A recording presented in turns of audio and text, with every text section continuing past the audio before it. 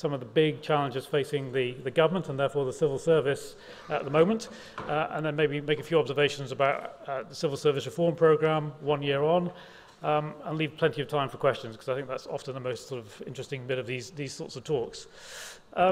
So what's in my in tray? What is the government worrying about?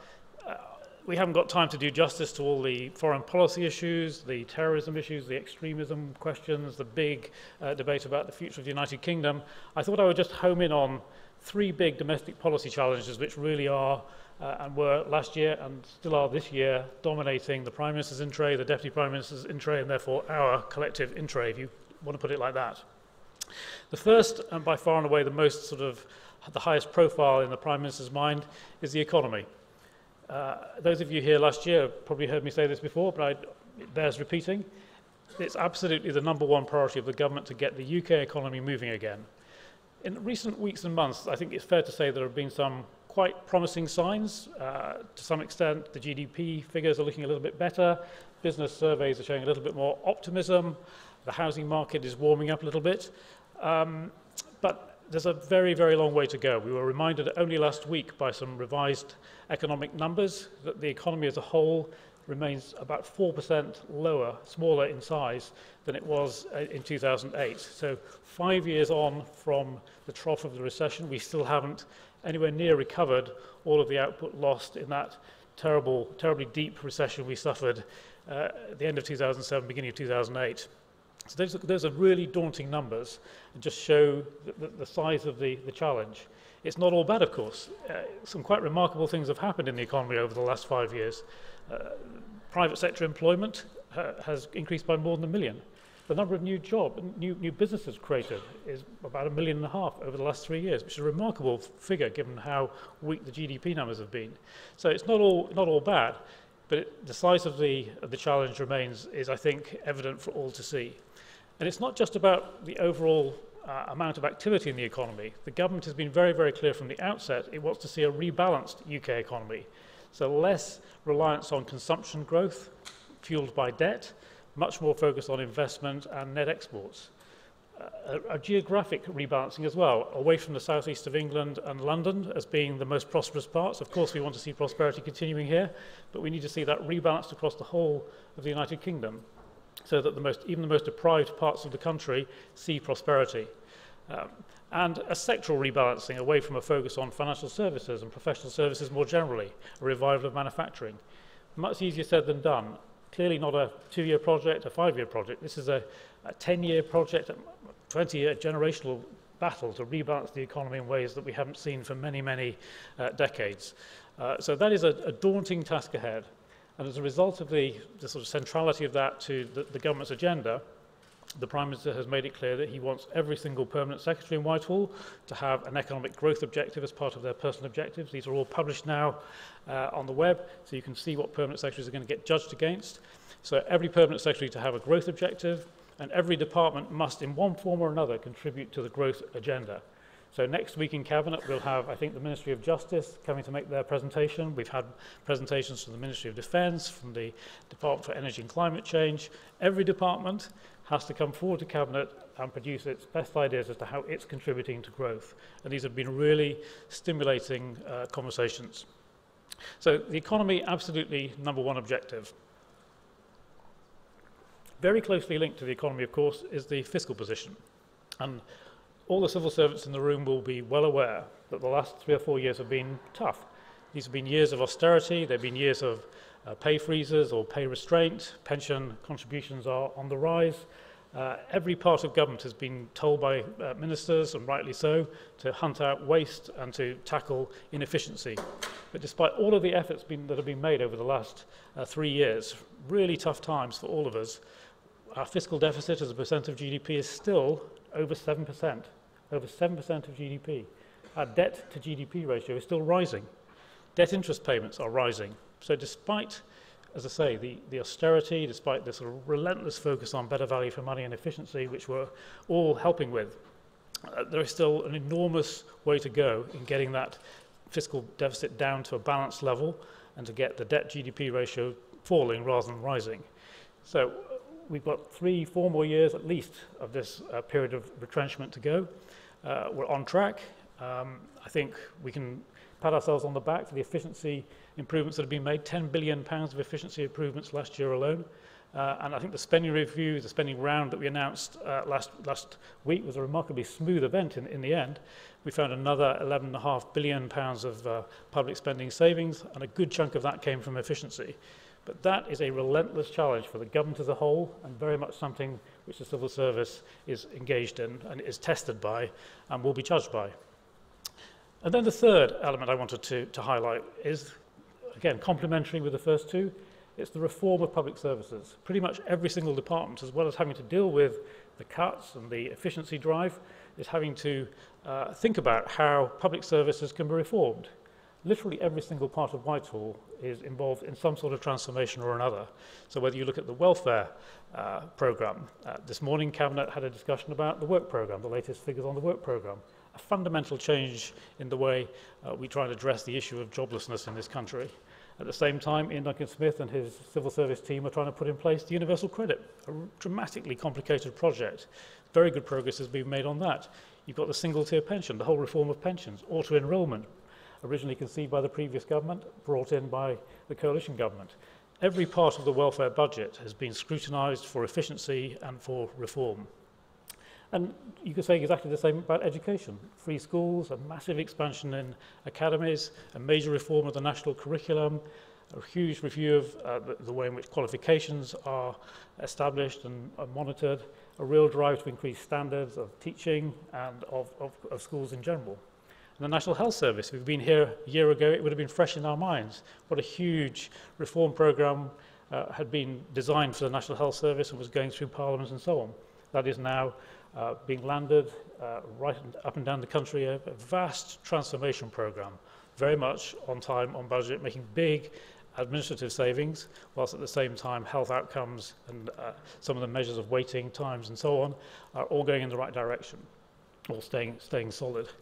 Criminal justice system, we've got elected police commissioners, we've got a major radical revolution in probation. Again, tremendous savings being found by the police, and at the same time crime falling. And of course the civil service.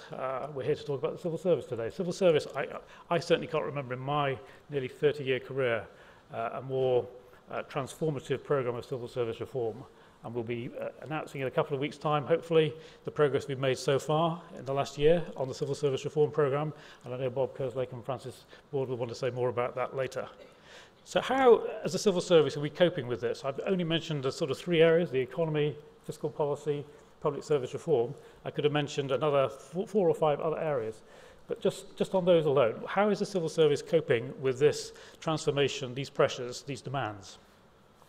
Well, we don't say it very often, but I would like to take a minute to congratulate the civil service, if I may, on a job well done so far. We're not at all complacent, but if you look at how we've managed over the last 3 years, there's been at least a 15% headcount reduction in many departments, a much bigger reduction, huge efficiency savings, but yet the outcomes that ministers want to see in the public services and from the civil service have, if anything, improved. By any standards, that is a step change in productivity. It used to be said that in the private sector productivity was herring away, and in the public sector it was stagnant. Well, no one can reasonably make that remark now about the last 3 years. If anything, productivity in the private sector, judged by the numbers the ONS put out, has been stalling, if not falling. In the public sector, and certainly I would argue in the civil service anyway, we've seen a step change. We have the most productive civil service we've ever had. We have the most efficient civil service we've ever had. And I would argue we've probably got the busiest civil service we've ever had.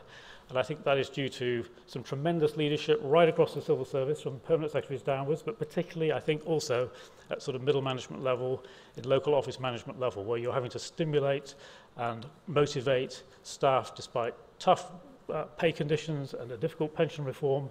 You're getting the job done. And I think it's a real tribute to you guys and all your colleagues that we've done so well.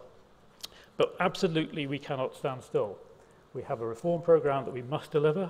We'll be announcing some further improvements and extensions to that reform programme in the coming weeks once Cabinet has had a chance to look at it. But I already think that the reforms that we've been putting in place not just at the centre, in the Cabinet Office, driven brilliantly by Francis Ward and the team there, but right across Whitehall, where every permanent secretary is leading a transformation programme. Those changes are already making a big difference. And there's many ways of different ways of cutting it, but for simplicity, I just bring out three big themes. This is the way I think about the Civil Service Reform Programme. First, we're trying to make the civil service more open. Second, we're trying to make the civil service more unified. And third, we're trying to make the civil service more skilled. So what do I mean by a more open civil service? I mean by a more open civil service, a confident civil service which is not afraid of competition, not afraid of contestability, not afraid to consider new ideas, welcomes challenge. And I mean that in relation to the way that services are delivered up and down the country, where we should certainly be open to some of these ideas about creating mutuals out of cost centres and allowing civil servants to form themselves up into social enterprises. We should be embracing new styles of contracting like payment by results, where we're paying the private sector or charities to deliver services on a risk basis, where they only get paid if they deliver actual results. And of course, we continue to do many services brilliantly in-house, just as well as they can be done anywhere else. So on the delivery of services side, but also the delivery of policy advice, we've got to be open to new ideas. We're going to be doing some very interesting work, I think, in one of the hubs later on some of the new techniques, the nudge techniques, the use of transparency, the use of partnerships with the private sector. I've mentioned payment by results already, the work programme, a very good example of that. We need to be absolutely embracing these new ideas and be at the cutting edge. When I meet fellow cabinet secretaries from around the world, it's genuinely a matter of pride to me how many of these good ideas that are catching on around the world have come from the UK. And that's because the civil service has always been open to those ideas. And just as we were with privatisation and private finance, so now with social impact bonds and nudge and so on, we are literally at the cutting edge globally. That's where we need to be. So open, confident, very happy to be personally accountable for our decisions. The flip side of openness is accountability. Parliament's demanding more accountability from the civil service. Well, I think we should be willing to embrace that agenda. We have nothing to be ashamed of, everything to be proud of. Unified. Unified, I think, means different things to different people. To me, it means a couple of things that are really important.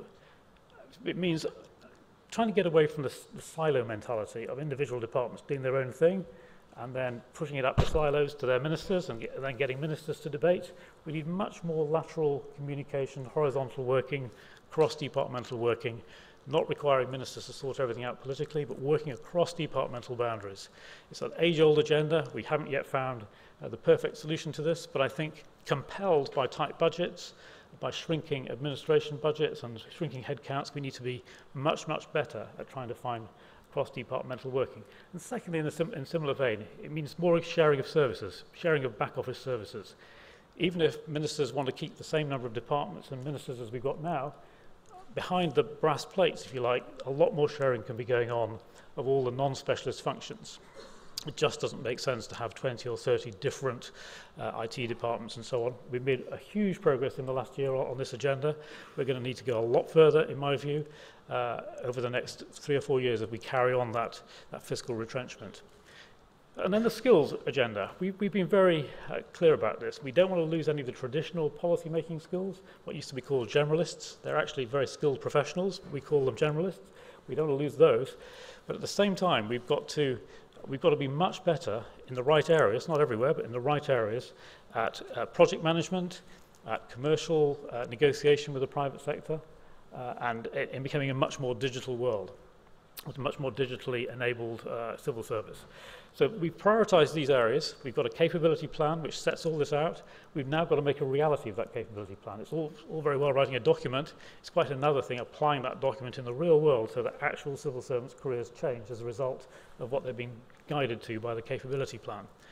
And again, I think we're making big progress on this. We don't shout about it enough. The major projects, it's going to be a long time before every single major project in the UK public sector is on time and on budget, but my goodness, we're making real progress. I asked for the figures only a few days ago. I was told at the start of this Parliament, only about 28% of the major projects that they oversaw, that's most of the major projects in Whitehall, only 28% of those were on track. Now the number is closer to 2/3, and we're on track to get that much closer to 100% by the end of this Parliament. That may sound as though it's still a glass, half empty, But I don't believe that the public sector is any worse than the private sector on this to start with. And if we can get to a position where 2/3 and eventually as near as damn it 100% of our projects are on time and on budget, that will be a tremendous achievement. It's something we can look back on with real pride. And we're doing that through a combination of training up the senior responsible officers in charge of the projects. We're reducing the amount of turnover so people don't leave the projects to get promoted. We're introducing a pivotal role allowance. We're just putting a lot more management attention on this, and that just shows you what can be done. And on the digital side as well, some of you will have heard Mike Bracken, I hope, earlier. The GDS, as a really professional part of the Cabinet Office, is now driving transformational change across. And we've got 25 separate flagship digital transformation projects across Whitehall. And if we can deliver all those, as I believe we can, by 2015, the civil service will look at a completely different place. And literally every member of the population of the country will notice the difference. So I think we can be very proud of the achievements we've made already, the progress we've already made on the skills side of the budget, on the steps we've taken on shared services, on the unified side, and I think the culture of openness that we're embracing. Open, unified, skilled to deliver some of the toughest challenges the country has faced in many, many years. So what does all this amount to? And I'll stop at this point so we can get some chance to have some questions. The Prime Minister talks a lot about Britain winning the global race. As we come out of recession, we're competing not just against the United States, Germany and major developed countries, we're competing against China, India, Brazil, these major emerging economies who have fewer constraints in many respects in the way that they drive economic performance. We're in that global race. And I'm absolutely clear we can't win or come close to winning that global race without a world-class civil service. That's what we're absolutely committed to. I think we're already at the sort of cutting edge in many respects. We've got to continue to iron out the weaknesses and address those in a very forensic and demanding way. We've got to be very demanding of ourselves. But we can win the global race as a country, and we can do so with a world-class civil service. So thank you very much, and I look forward to your questions.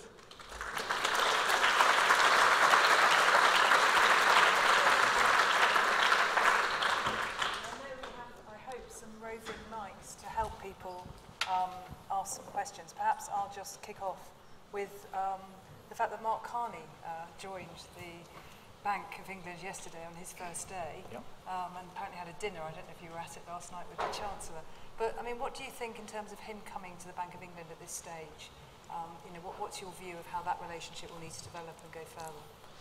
Well, I think it's probably quite a good time to join, actually, according to the economic numbers we read in today's newspapers. Look, I mean, I think the most important thing to say about Mark Carney is I think most people regard him as the world's most impressive central banker. And we've shown the confidence as a country and the pulling power as a country to attract that person to come and work in Britain.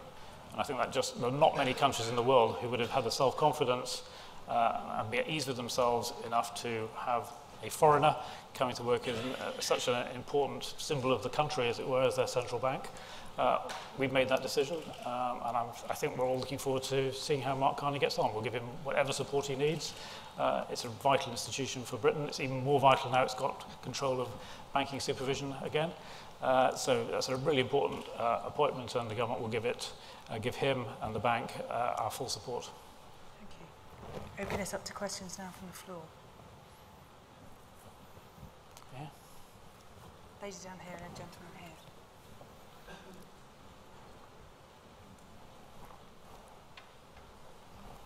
Perhaps like to just introduce yourself and let us know where you're from. That would be really helpful. My name's Pauline Wallace and I'm from the MOD. It's a question generally. Thank you very much for the praise that you gave us. I think as civil servants we appreciate it because I do find at times that we are grossly undervalued. But with this era of the papers, actually you read different papers, different days, decrying the civil service so much. Why isn't the government rising in as much force as the papers to defend us?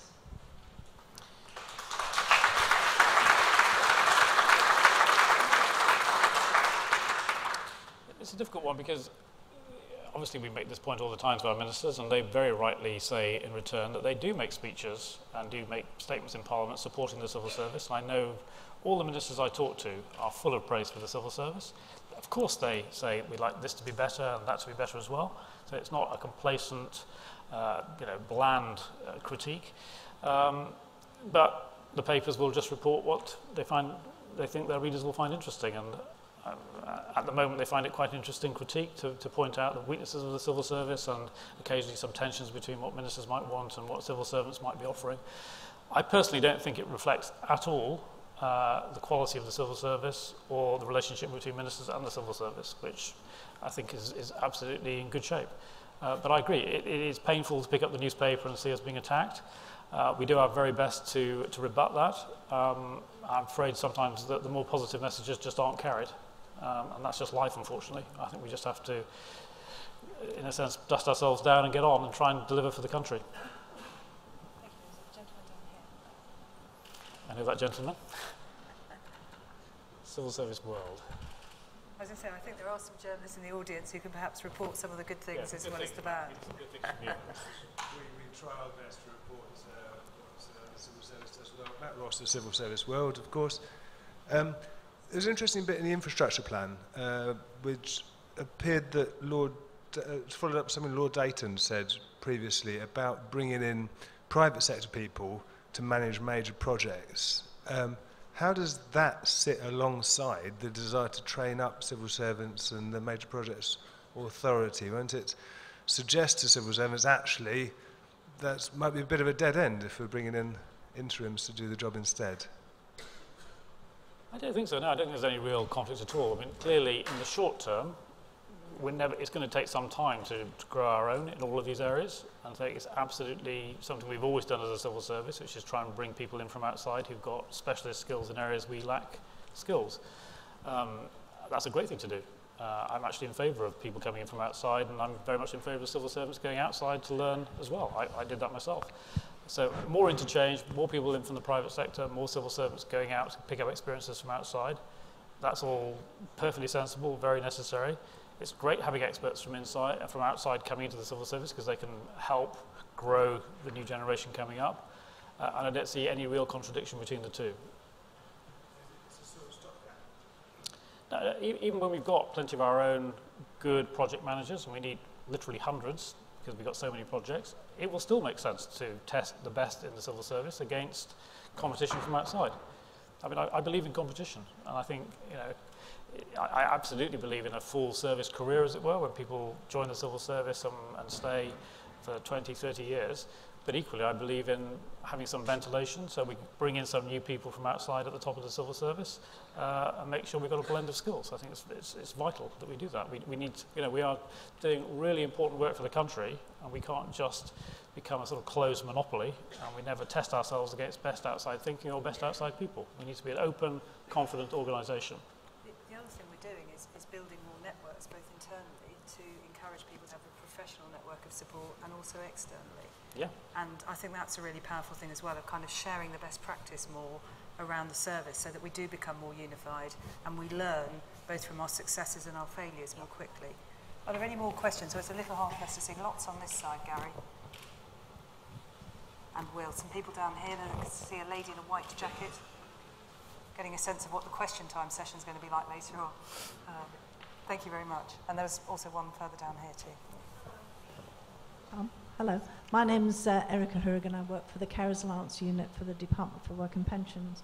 You mentioned right at the end about a world-class civil service. Yeah. And in our department, we have a less than world-class IT system, which causes huge frustrations and inefficiency because of problems with it.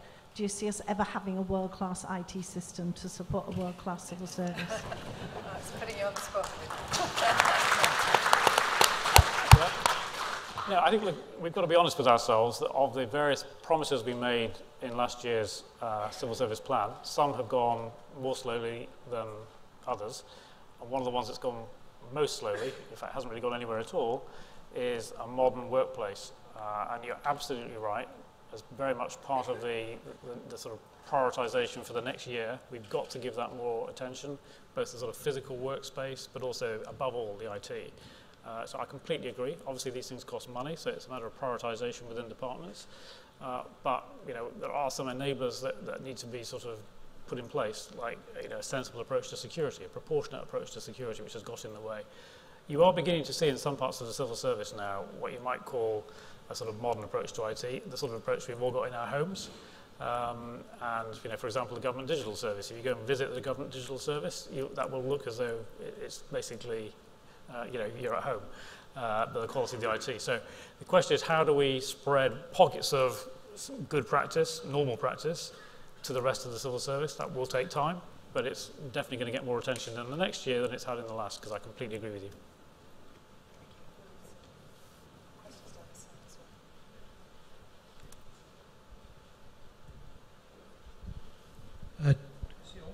David Elston, Ministry of Justice. I noticed in your opening speech that you've got a growth agenda sort of objective within your objectives for the next 2 years. Yeah. Isn't that about 4 years too late? Shouldn't we have had a growth agenda when the government came in, investing in infrastructure, investing in roads, transport, airports and everything, which would have got the economy moving, and therefore we'd be in a much better place now than we are at this point in time?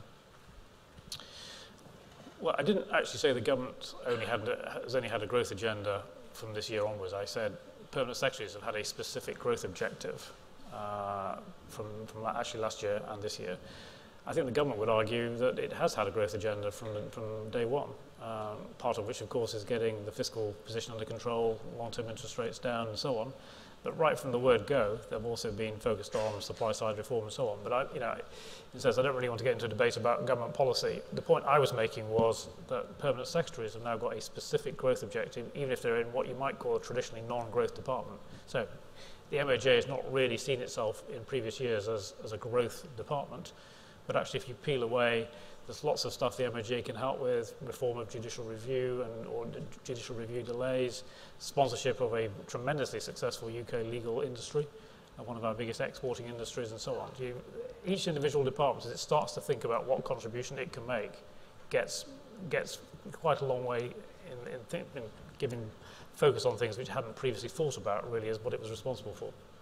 That's different from the overall government strategy, which I think from day one they would say they've had a growth strategy. Happy if we could take one more question and then we'll wrap this session up. There's just one over here. Thank you, sir.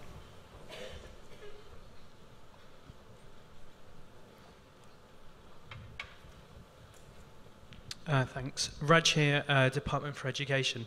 I was really interested to hear you talking about policy making and open policy, contestable policy, and innovation in that field. The question I've been sort of thinking about is when we're looking at working more broadly and introducing, say, competition with others in the field, for instance, where we're thinking about maybe using, for instance, think tanks and other thinkers to actually support us in our policy making. What does that mean for kind of independent and impartial advice? I mean, is there a shift that's going on there? And is that something we need to be kind of thinking about as well? Well, it's definitely an important factor we've got to build in as we think about how we can bring contestability and competition to policy making. In a way, it's one of the civil service's strongest calling cards, that anybody outside, people will always raise questions about whether the people they're funding them or they themselves have a vested interest and so on. Whereas I hope people accept after many decades of proof that the civil service has integrity, has values of impartiality and so on, and we're never going to compromise those. So it's a calling card for the civil service to continue to maintain that position. But I think beyond that, we've also got to make sure to protect ministers from making bad decisions, as it were, that if and when advice is sought from outside the civil service, we put in place a framework to ensure that when decisions get taken, as opposed to advice being provided, a proper objectivity is brought to bear. But I don't think we should just hide behind this to say that there can therefore never be any competing policy advice. I think we need to embrace the concept and work out how it can be made to work in a world in which ministers get best advice, which is freed from any taint of potential or perceived conflicts of interest. It can be done, but it does need careful thought. Thank you. I'm going to draw this session to a close with my personal takeaways from it. The first is, I think, that we should celebrate our success more and be proud of all that we are currently doing. And the second is from the lady who talked about the IT and the fact that if I take something personal from this and I'll go and do a pledge on the wall, it is really to work harder on the delivery of modern workplaces over the next year. Thank you, Jeremy. Thank you very much for a lively session. Thank you all. Thank you.